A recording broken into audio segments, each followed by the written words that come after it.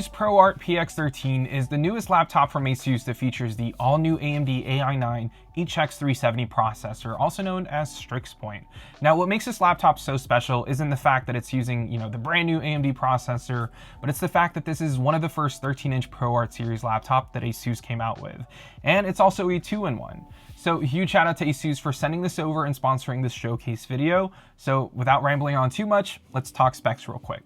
The ProArt PX13 that I have in the studio comes with the AMD AI HX370 processor and the Radeon 890M integrated graphics with the RTX 4050 and 6 gigs of VRAM, and that's running at 95 watts TGP. Besides that, my unit comes with 32 gigs of RAM at 7500 megahertz and 1 terabyte of SSD.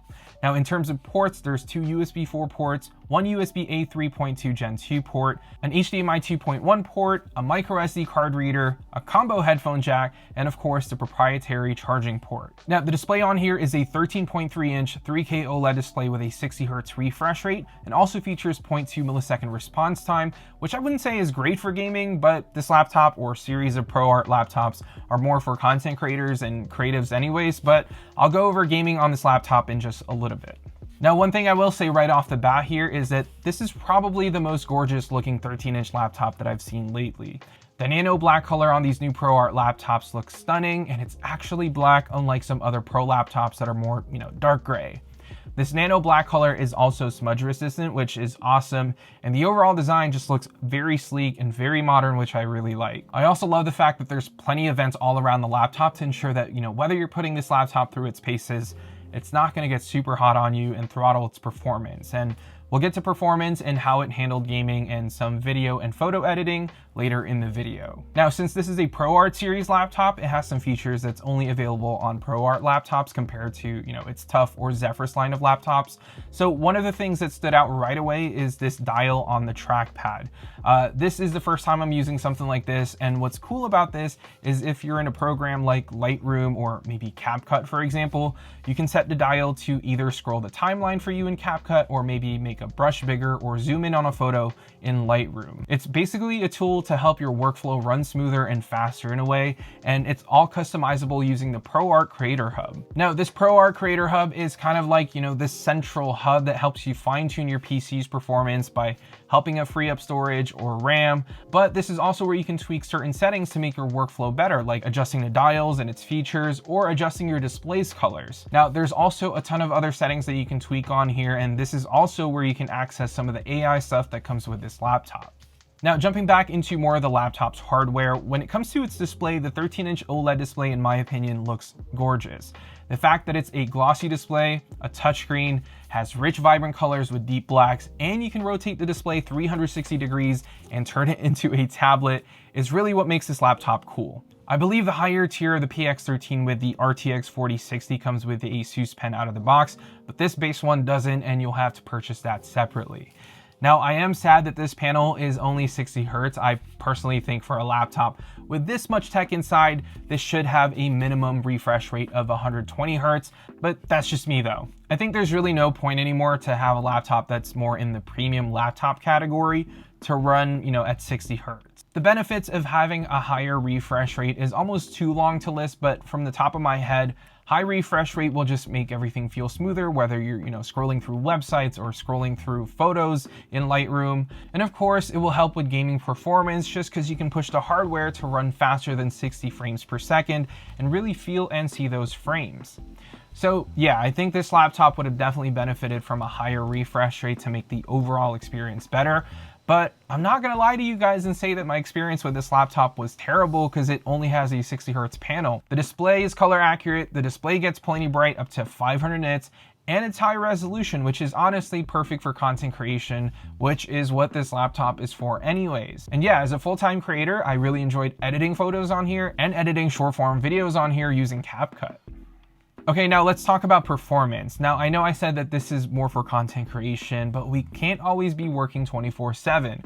we gotta have fun and decompress and play some games, and even though we're capped to 60 Hz, performance on this little machine is awesome. Now, just to quickly go over Geekbench numbers before talking about gaming, I was actually getting really good scores out of this laptop. I was getting 2,898 for its single core score and 14,901 for its multi-core score. And this is with the laptop set to performance mode. And just to compare this with some of the gaming laptops that I have in this studio, mind you, these gaming laptops are like almost $1,000 more, and some have beefier graphics card and beefier processors, but this small portable 13-inch laptop can hang with the big dogs just fine. Now, when it comes to gaming, I did test out both the RTX 4050 and the integrated 890M graphics on here. And while the performance and graphics settings were obviously better on the RTX 4050, the integrated graphics on the 890M was shockingly solid as well. Now, on the RTX 4050, I was able to play AAA titles like God of War or Cyberpunk 2077 at a constant 60 frames per second, thanks to NVIDIA's DLSS technology. Now, my settings are set anywhere around high to ultra, 1200p, and DLSS set to quality, and if frame gen is available, I'll enable that too. Now, since this panel on this laptop is limited to just 60 Hz, I went ahead and capped every single game that I played to 60 frames per second, and everything played smooth like butter with no stutters whatsoever. Now, typically we'll see some stutters here and there with less beefier machines, but not this one. Now, when I did do these tests though, I did have to be plugged in and I had the laptop set to performance mode to get great graphics and performance, because otherwise this laptop would be dead in an hour or less, especially if I'm playing heavy intensive games. Now, setting the graphics to the AMD Radeon 890M though, games still played really well in my opinion. Playing the same games on battery power in performance mode with AMD's FSR enabled, I'm actually able to hit almost a constant 60 frames per second in some heavier titles, and a constant 60 frames per second in some lighter titles in medium settings. Now, yes, graphics wise, it's not gonna be the best looking, and we're also running on battery power, which will take a hit in frames, but this is still very solid performance in my opinion.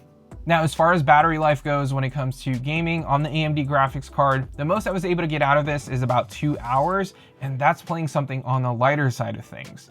On the RTX 4050, I would highly suggest you plug in your laptop when gaming so you get the best graphics and the best performance. Now, when the laptop is in its silent mode and we're just doing normal everyday tasks like watching videos, scrolling on social, or replying to emails, I was actually able to push the laptop to about 10.5 hours on a single charge, which is not bad at all, especially for a laptop this size. So yeah, as far as gaming and overall performance goes, you're gonna get a really fast laptop that can perform just as well, if not better than other pro laptops in the same price category.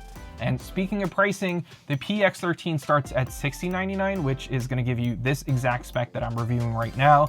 And you can get a slightly beefier version with an RTX 4060 with 8 gigs of VRAM, and that'll come with a pen in the box as well for an additional $300. What do you guys think of this laptop? Is this price worth it for this powerful 2-in-1? Let me know in the comments down below, and yeah, I'll see you all in the next one.